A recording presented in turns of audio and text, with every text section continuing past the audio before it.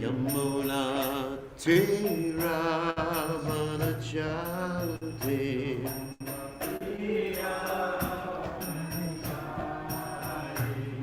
Jai Rama Kuva Kunya Vigavati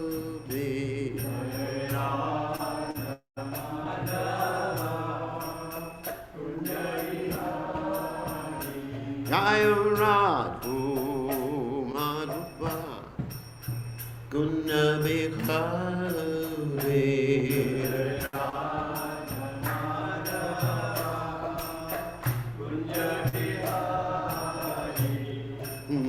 Pina Malapa Idi Barurado De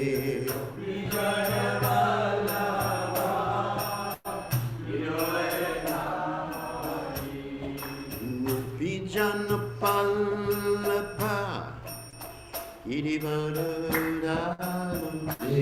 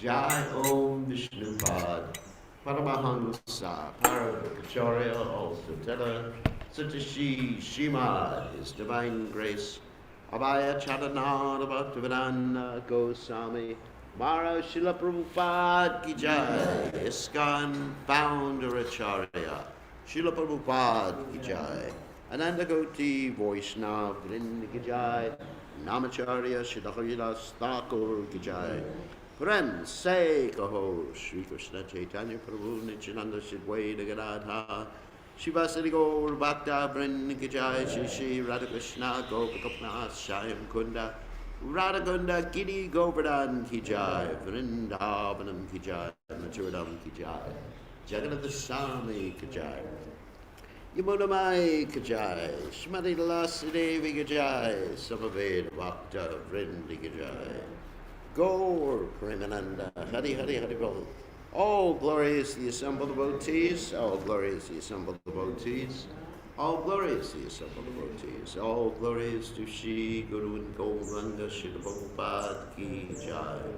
Namah Vishnu Padaya Krishna Pastaya Buddhave. Shrimati Bhaktivedanta Swami Namani Namaste Saraswati Devi. Gauravadi Pracharani Nivashesha Shunyavadi Paschati Devashatari. So reading from Srimad Bhagavatam, 9th Canto, Chapter 23, Text 5. Om Namo Bhagavate Vasudevaya. Om Namo Bhagavate Vasudevaya. Om Namo Bhagavate Vasudevaya. Angad, Vangad, Kalingadyaha, Suma, Pondrodra, Sangitaha, Yakire, Dirgatavaso, Vale, Kshetre Makikshitaha Angavanga Kalingajaha Suma Pundradro Sangitaha Yagire Durgatamaso Kshetre Makikshitaha Angavanga Kalingaja Suma Pondradra Sangitaha Yagire Dirgatamaso Kshetre Makikshitaha Angavanga Kalingaja Suma Pondradra Sangitaha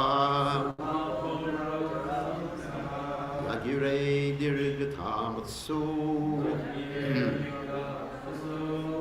Kshetre Mahikshitaha. Okay.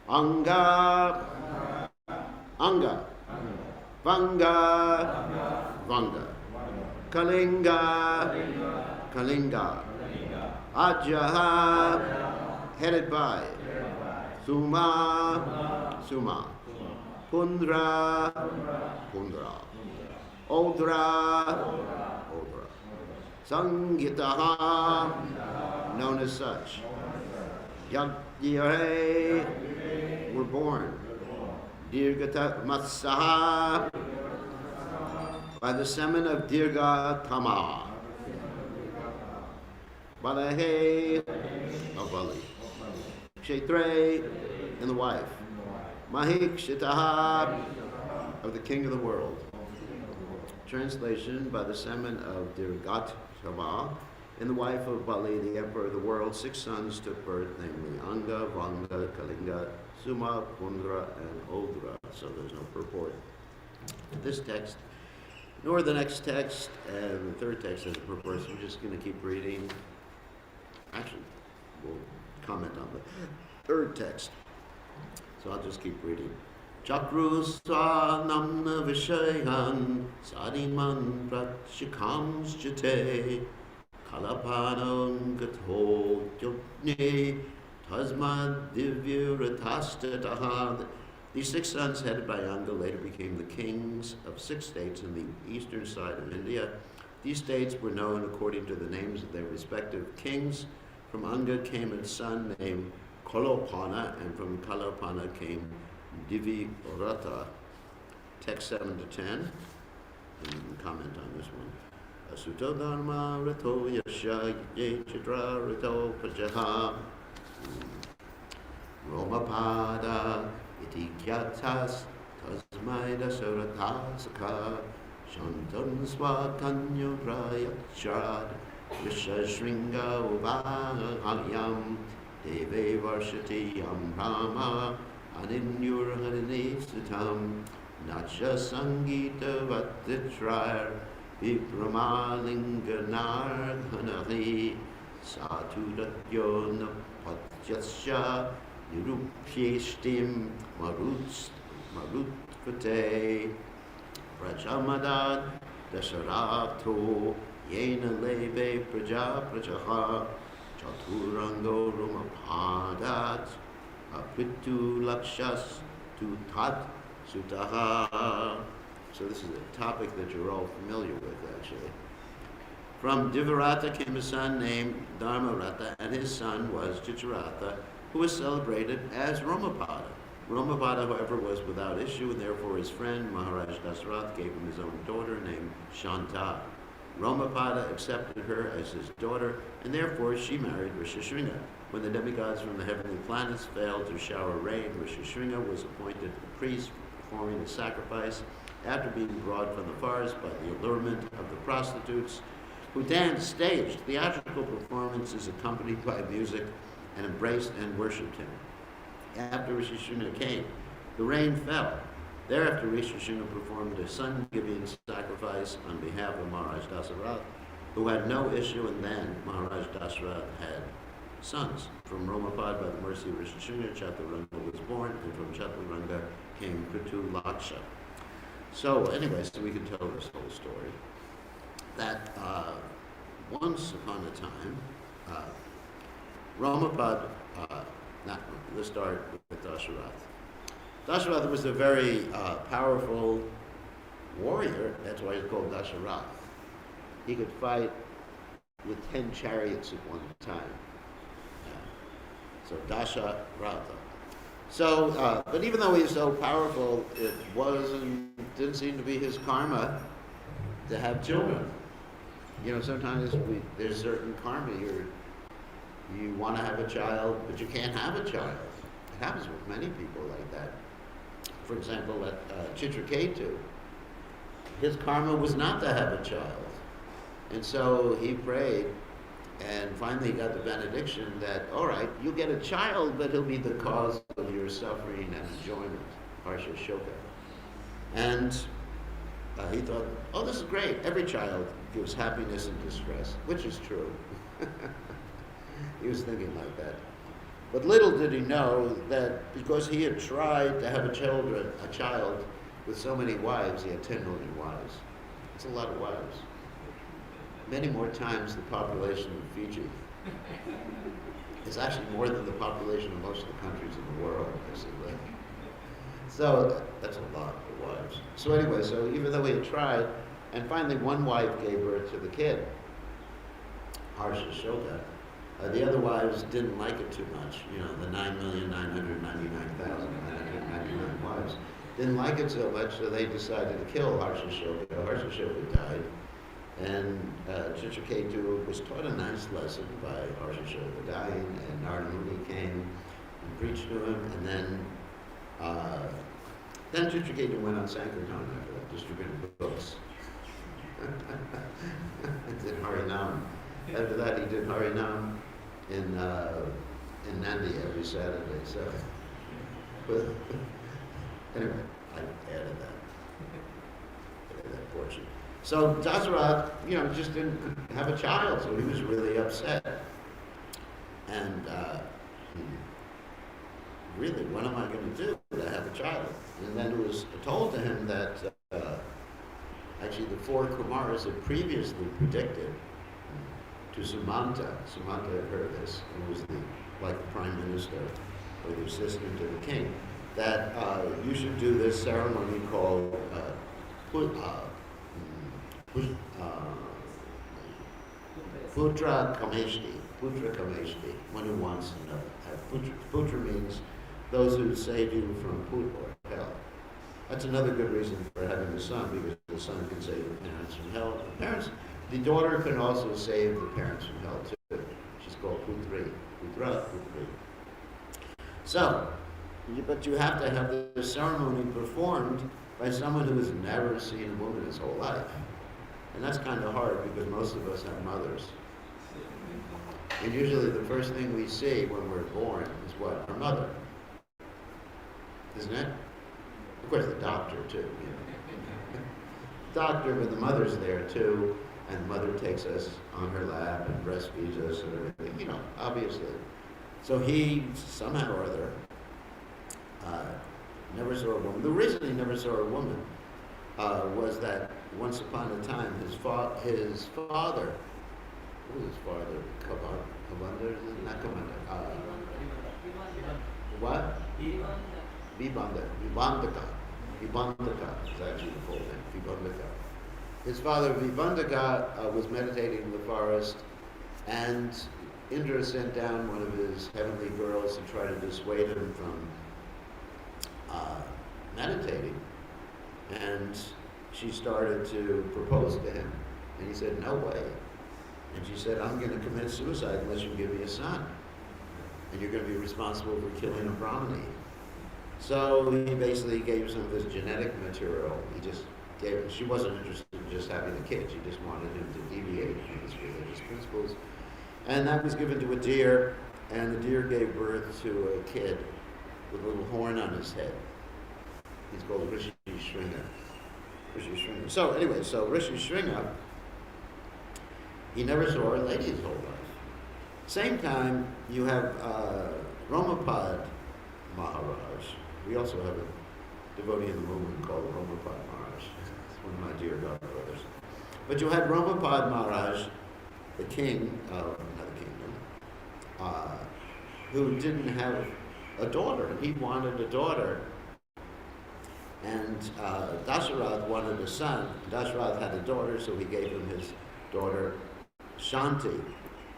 And so Shanti was actually adopted by Romapad. But Romapad also had another problem, that there was a drought in his kingdom.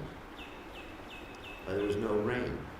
And actually, if you want rain, or the proper amount of rain, you have to serve Krishna and do Harinam and serve the Vaishnavas.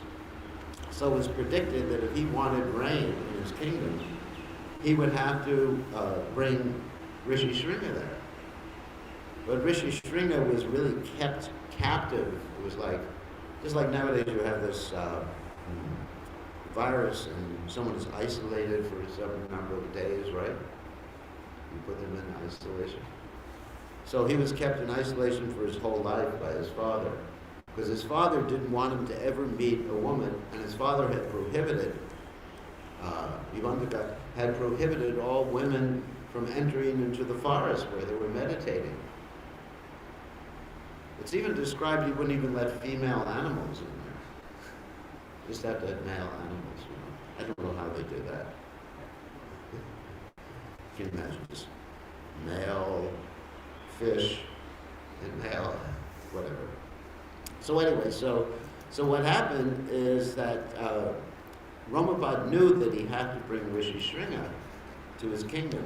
So he called for all the prostitutes in the kingdom, the young girls, and he said to them, we want you to lure Rishi Shringa here. And one very, very beautiful prostitute, she said, I can do it, just give me enough money. And they actually, there's a description in the Valmiki Ramayana how they erected a floating island in the river. It was with palm trees and mangoes and papayas and daruka and everything like that. And then they had all the girls on this island, and they floated the island down to where Vibandaka was with his son Rishi Shringa. And they waited until Vibandaka was going out for some purpose. He went out to bathe in the river or something. And the head prostitute, she dressed up like a brahmachari, and she came to the ashram of Rishi Shringa. And Rishi Shringa, he didn't know the difference between a man and a woman. So she went to the ashram, and Rishi Shringa saw him, or saw her, and Rishi Shringa offered obeisances, and she said, in my country we offer obeisances like this, what, a lingana. That's how, and so he embraced who he thought was a brahmachari, who happened to be, you know, this beautiful girl, and he was just like, oh my God, this is better type of obeisances. This is a famous story. And so he was actually having, what's it, romansha, Just like we hear Romancha Karpasru Turango Bhajo, that when a pure devotee chants the holy names, whether the hairs stand on end, like that. So his hairs were standing on end. And so the father eventually came back, but the girl escaped in time. And so the father looked at his son, he saw the son with all this romancha, the hair standing on end, and he said, "What's happening?" And the son didn't want to talk about it. He said, "Nothing, Dad, it's all right, it's all right." But the father really understood, something's happening with my poor son. He's becoming bewildered. So what happened at that point was that the girl waited until the father left again, Devotaka left again, and then came back. And she said, "Come with me, I have an ashram here. Join my Hare Krishna movement in the ashram." And he thought, this is great, what a nice brahmachari she is. And so they walked to the ashram, the floating island. They got on the floating island, and then I guess they cut the rope so the island just floated back to Ramapad's kingdom, and all of a sudden there was rain, because Rishi Shringa was there. And so everyone was ecstatic, except for Vibhantaka, because he, by his mystic powers, understood what had happened, and he was really angry at Ramapad. And he was getting ready to curse Ramapad. So he was just like, really, the fire was coming from his ears, basically. He was so angry. And so he was walking to Ramapad's castle, kingdom. And on the way, Ramapad understood what was going to happen. He understood the father was going to be really upset. Sometimes, I've seen actually, sometimes you arrange a marriage and the parents get really upset that you've arranged a marriage. And finally they have to accept it, right? Say, "Oh no, I wanted my child to marry a demon. And you arranged for my daughter to marry a devotee." Just like I have one of my disciples in Vrindavan, the family is trying to arrange for her to marry a demon. So I'm going around, is there a young man available, devotee? So none of you, don't worry. You're all too old for this. She's a great devotee, actually. So the parents are going to get real upset, but who cares? Actually the main thing is Krishna consciousness. Just like my parents got upset when I joined the Hare Krishna movement, but it took them about 30 years they began to appreciate it after some time. So, getting back to the point. So this Vibhantaka, he was very angry, but Ramapad had arranged that wherever Vibhantaka went within the kingdom, they would explain that the kingdom actually belonged to Rishi Shringa. You understand? So, like, Vibhantaka went and said, "Whose kingdom is this?" "This kingdom belongs to Rishi Shringa." I said, "Oh, I can't curse, it's my son's kingdom." So he sees his son, and then they arrange that it's all right, my son can marry Shanti, it's fine with me, but after they have a child, he has to come back with me. Can't hang around very long. So in the meantime, Dasharath was informed by Sumanta that Rishi Shringa was there in Ramapad's kingdom, and he should bring Rishi Shringa to perform this Putra Kameshti ceremony, and you all know that story, perform the ceremony. And Dasarath's 3 wives had their children because of that. And then, of course, Kausalya, she had Lord Ram. And so the Chatur Vyuha expansions of the Supreme Personality of Godhead, Vasudeva, Sankarshan, Pradyumna, Anadiruddha, which are Lord Ram, Lakshman, Bharat, and Shatrughna, appeared as the sons of Dasarath. So that's the story. And I think you're all familiar with that because you're all Ram Bhaktas, right? So, I guess it's almost 7:30. So any questions about any of the points I made? Questions, comments, arguments, or anything else you'd like to hear about? No? Must be hard? No.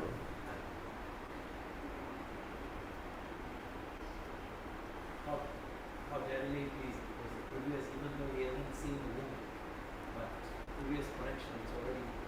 Yeah, I mean it's there in the well, I don't want to say it's Papa Bija, but you know, the desire seed.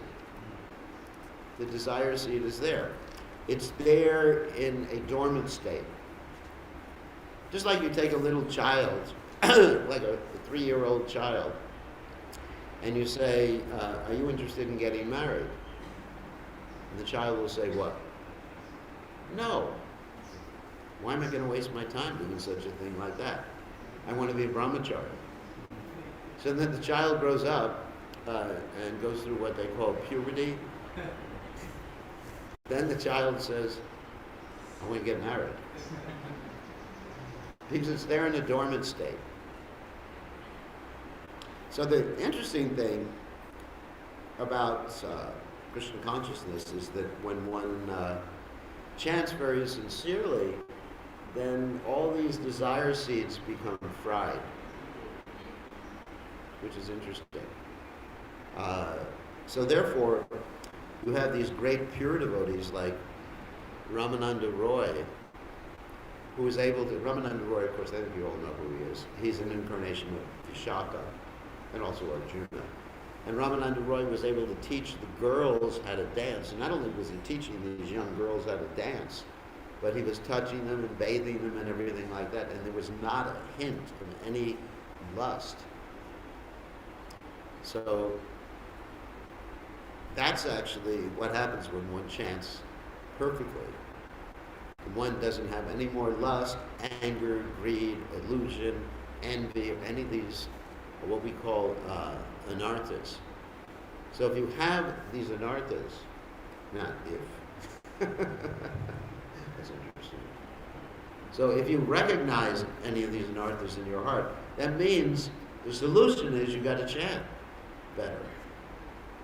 If you're getting angry or envious, or you want power, right? Ishwaraham aham bogi siroham balavan sukhi. Like Krishna describes the demoniac, or actually material mentality, because that's material mentality and demoniac mentality are synonymous. I'm the controller, I'm powerful. Just like I have the position of guru, so if I start to think, I'm guru, I sit on a big seat, the Singhavasana. Singhavasana is lion throne. Everyone should worship me, bow down, like a king, And then sometimes, it was interesting, sometimes you go to places like Lambasa, and then they have the girls with the chamaras fanning me on both sides. It's like some Bollywood movie. Isn't it? You see that? They're fanning me like that. Just like you see, it's the same thing as Robin. You see Robin in these movies. You have these young girls who are fanning him. So, Prabhupada actually said, if you go to Lanka, you'll become Ravana.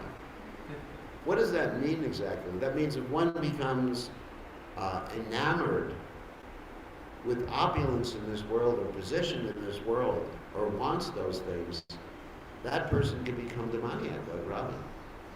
And you see that. Of course, we quoted that verse the other day, Janmaishvarya Shritashva Shivir, Enamana Adapumana. As Queen Kunti states, that we can become bewildered by opulence or Janma, or so-called good birth, Shrutasha, that we're so intelligent, or we have some bodily beauty, or mental beauty, or something like that. So these things bewilder one. So that's why one has to chant very, very sincerely. Otherwise, one will start to think that they're the proprietor. If I didn't chant sincerely, I would think that I'm the proprietor of my disciples. So, as Krishna says in the Gita, so many disciples do I have today, so many more will I have tomorrow. He's my enemy, I've conquered. I'm paraphrasing that, of course. So many. Anyway. So the point is, one really has to be absorbed in Krishna's holy names and to cleanse these anarthas from the heart. Otherwise, then Maya will come. And then you'll be just taken away. Maya comes in different ways. She comes in disguise. It's not that only Maya comes as some handsome young man, or a beautiful girl. Maya comes as money. Maya comes as position. Maya comes as bodily strength. Maya comes in so many different ways, and she has so many, just like Krishna has so many different incarnations. Maya has different incarnations too. She has her car incarnation. You get a beautiful car and you're driving around and you think, oh, I am the top of the world. I remember when I was going to the university, when I was a child, university student, I had a very fancy sports car. It was a convertible, convertible car. It was an MG, and I would drive around waving at everybody, hoping everyone would recognize me. Of course, here in Fiji, you don't have sports cars so much, but you drive around in your, truck. Everybody has to have this truck. And yesterday we were driving a truck where the name of the truck was projected on the road. Right? So we're proud of our vehicle, we're proud of our family, we're proud of our position, we're proud of all these things.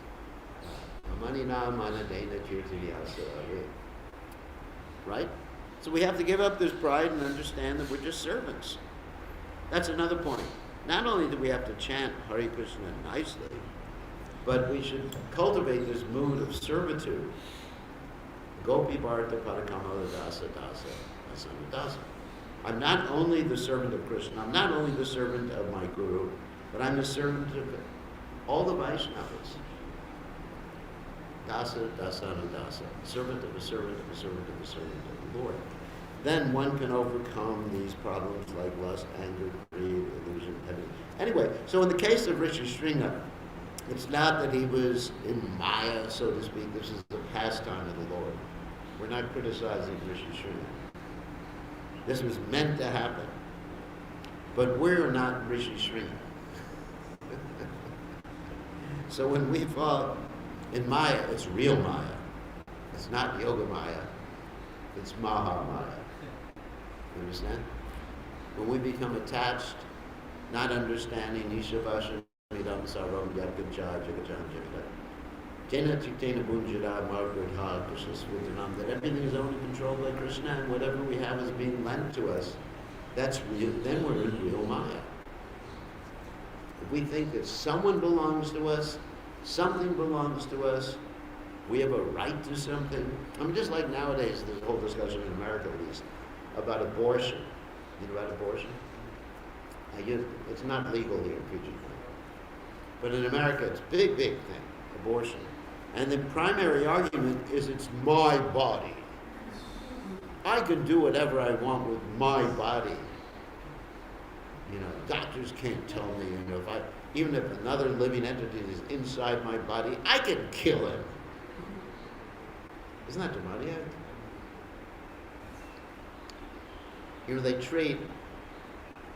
They treat a child like a cancer growth.